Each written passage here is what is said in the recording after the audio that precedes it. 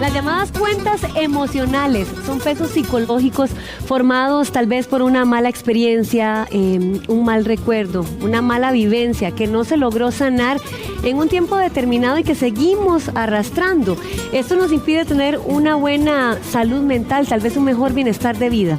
Para eso vamos a hablar con la psicóloga Daniela Brenes, que nos va a explicar cómo es que esta carga interna que llevamos, ¿verdad?, que muchas personas llevan, nos afecta diariamente. Bienvenida.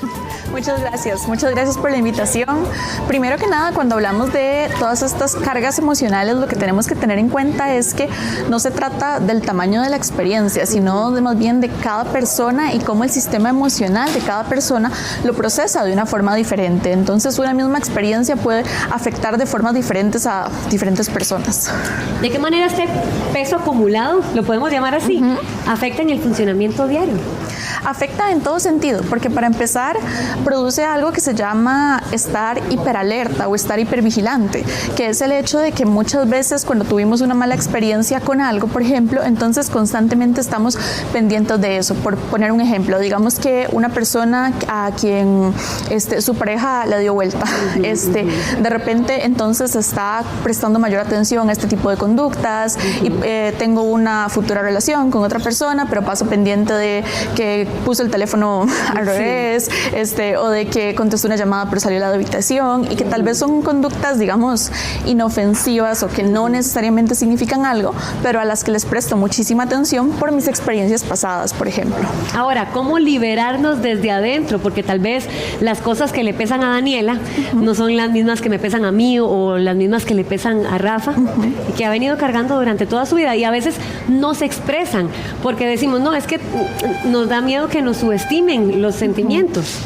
Eso es cierto, y eso pasa muchísimo. De hecho, una de las cosas más importantes es que por lo menos nosotros mismos hagamos ese esfuerzo de no minimizar nuestras propias emociones y que busquemos un espacio seguro con personas que sepamos que no nos van a juzgar o no nos van a criticar por lo que sentimos, porque tenemos que buscar reconocer cuál es la emoción que tenemos ahí y que nos está provocando todo ese malestar. ¿A qué me refiero con esto? A que muchas veces, por ejemplo, nos sentimos enojados con alguien o simplemente decimos, no, yo estoy muy frustrado, y de repente la frustración o el enojo no son eso que realmente nos duele, sino tal vez es un sentimiento debajo de eso, como tristeza o vergüenza, o que nos sentimos humillados, por ejemplo.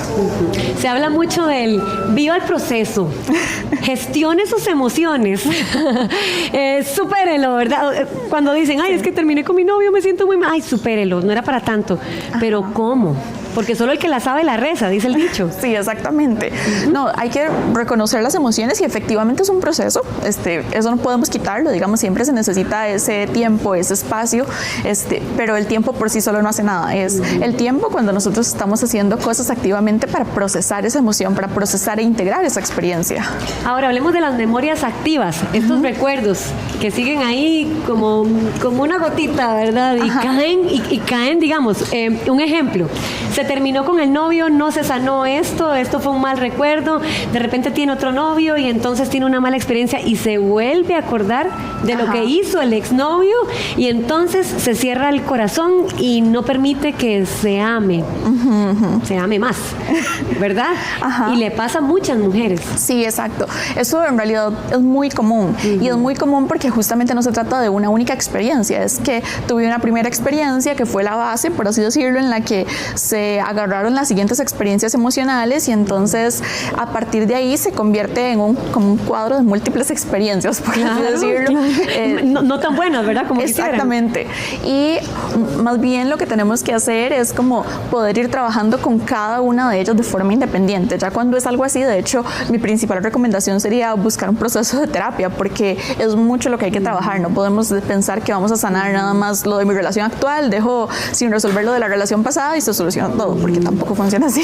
Son experiencias, tal vez malos recuerdos, digámoslo así, que persisten. Tal vez personas que eran muy empáticas, ya luego tienen cierta distancia, o que tal vez solían ser muy confiadas, dejan de confiar en la gente por completo.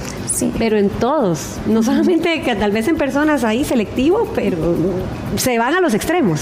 Sí, eso es cierto, y de hecho mucho de lo que se trabaja con las personas en esos casos es que puedan conectar como con sus propios valores. Cuando en psicología hablamos de conectar con nuestros nuestros propios valores es conectar con aquello que es importante para nosotros. Entonces, eso de ser empático, de confiar en las personas, no es hacerlo pensando, ay, es que mejor no porque me podrían lastimar, sino más bien tratar de hacerlo porque esa es la persona que soy y esa es la persona que quiero ser justamente.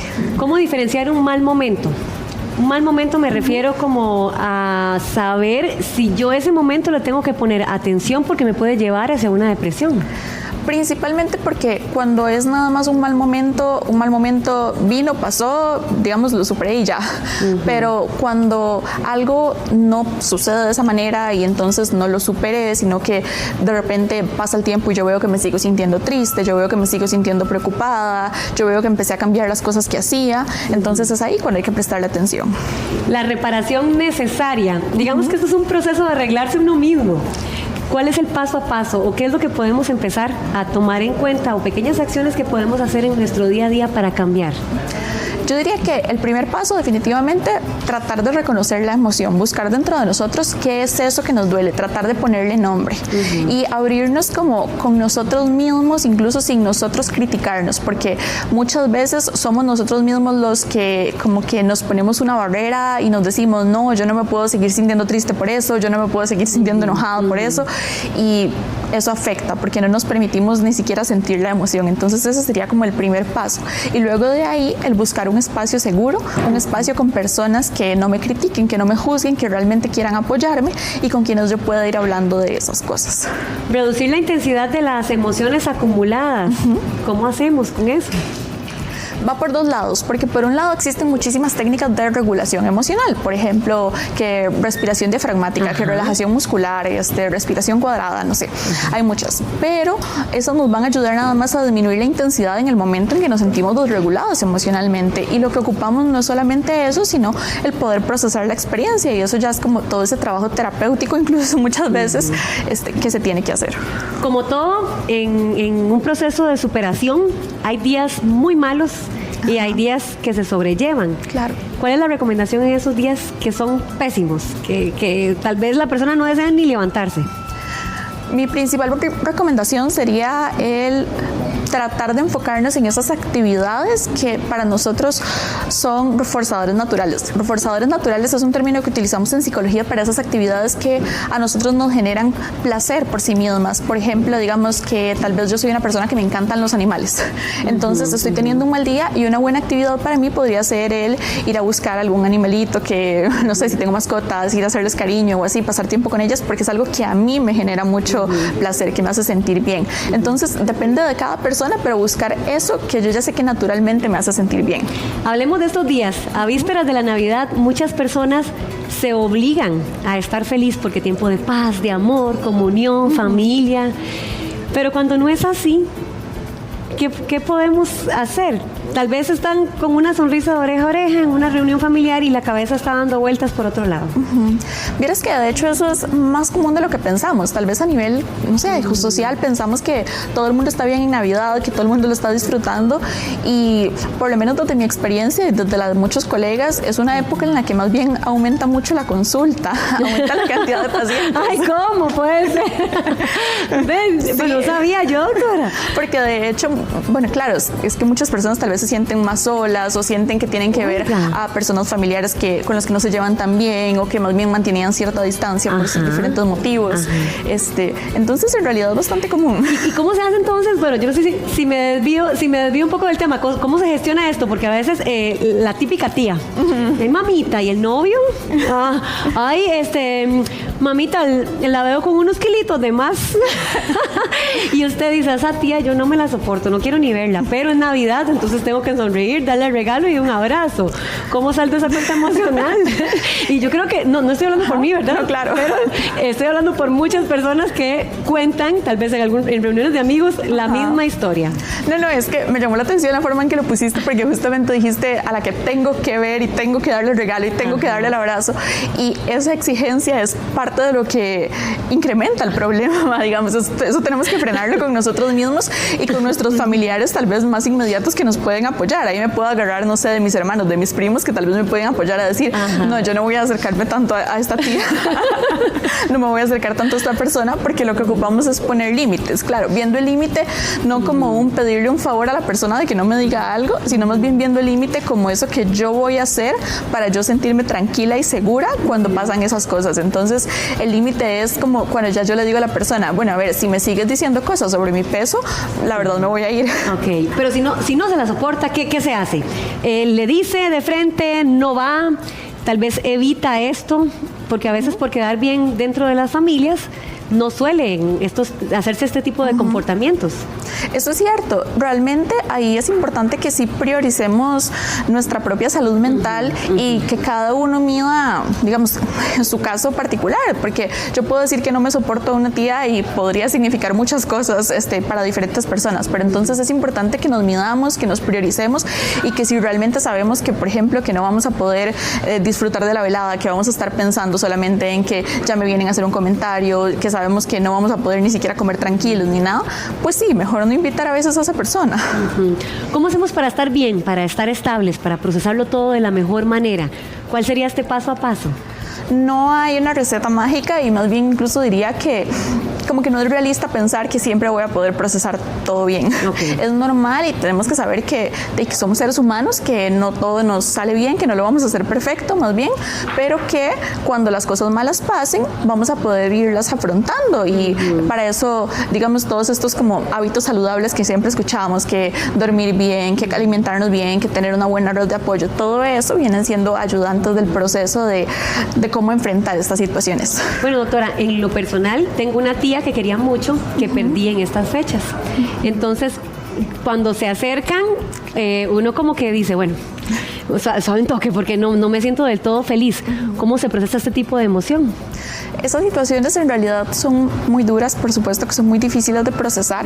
Realmente eso implica todo el elaborar el proceso de duelo. Elaborar el proceso de duelo tiene como varias tareas, dentro de ellas el aceptar la realidad de la pérdida, el procesar todas esas emociones que vienen con la pérdida, el poder adaptarme a un mundo en el que esa persona no está y poder conectar con esa persona a través de diferentes recuerdos y no únicamente a través de la idea de que ya no está. De la tristeza. Sino agarrarme de las buenas experiencias, de que qué bonitas esas navidades que sí pude disfrutar con esta persona, por ejemplo.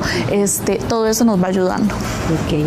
Dentro del contexto familiar o social, ¿qué tanto influye? ¿Qué tanto influye en todo? Influye completamente. ¿Y qué tanto tenemos que permitir que influya? No, es que influye completamente y no es del todo malo, porque al final los seres humanos somos seres sociales. Funcionamos en sociedad, así es parte de nuestra naturaleza, ¿verdad? Entonces, por supuesto que va a afectar, pero por eso más bien tenemos que permitir que influya de manera positiva, teniendo una buena red de apoyo. Que si de repente yo veo que estoy con un grupo de amigos que constantemente me minimizan, me dicen, ay, pero eso no es nada, ya supérelo, estás haciendo mucho drama por nada, qué exagerada, como que no son las mejores personas para mantener a mi lado porque no me están ayudando para mi salud mental definitivamente. ¿Y qué pasa cuando nosotros mismos nos decimos, ay, es que eso no es para tanto? No solamente los amigos o los familiares, sino que tal vez uno mismo dice, no, o sea, para adelante, pero en realidad lo estamos sufriendo. Normalmente es que esas son como respuestas defensivas que tenemos y es la forma en que aprendimos a hacerle frente a las cosas. ¿Esto es normal o viene desde la crianza? El estarse diciendo, no es para tanto, no es para tanto. Puede venir desde la crianza, puede venir desde que fue lo que me enseñó también la profesora en la escuela, no sé.